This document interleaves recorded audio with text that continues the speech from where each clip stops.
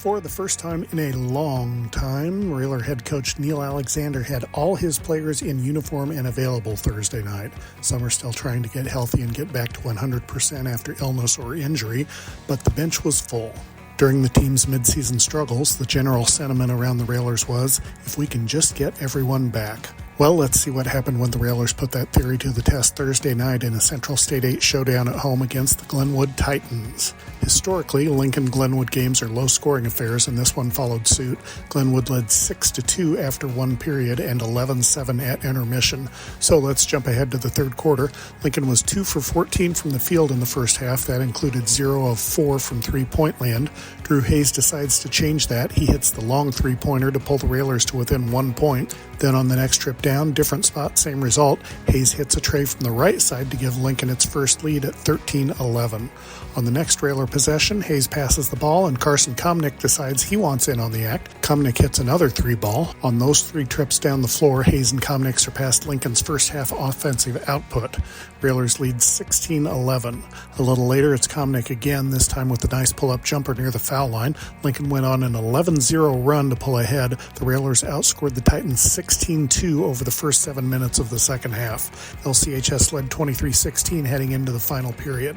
It wasn't until the second half that Lincoln's shooting started heating up, but this guy was on fire the entire game. Frank Sanders grabs the rebound, splits the defenders, and hits the shot for Lincoln.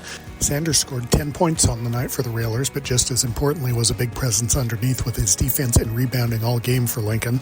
Glenwood switched to a 1-3-1 trapping defense in the later going. The Titans' length up top gave Lincoln some problems, but the Railers started moving the ball and eventually found gaps in the defense. Here they find Sanders underneath for another basket. But remember, the Titans have lots of weapons that can score quickly. Here's an example of that as Cameron Appenzeller says, "Hello, Newman." He finds Mason Newman underneath for a basket that took all of about 5 seconds. The Railers led by 6 at that point with just about a minute left, so it would come down to free throws. Fortunately, Lincoln made more free throws than it missed as the Railers were able to extend their lead, and Lincoln winds up winning 36-29. We came out and hit a couple threes early, and I think it just got things, a little bit of blood flowing, and we went on from there. So the capabilities there, we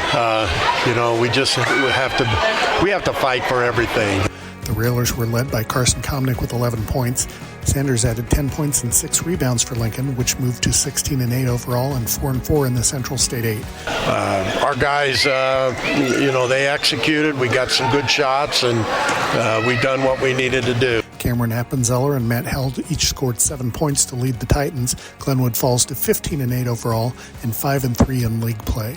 Lincoln has a pair of big games on tap this weekend. The Railers travel to Decatur to face Eisenhower on Friday night. Then LCHS heads to the capital city and faces Lanphier in a Saturday afternoon contest.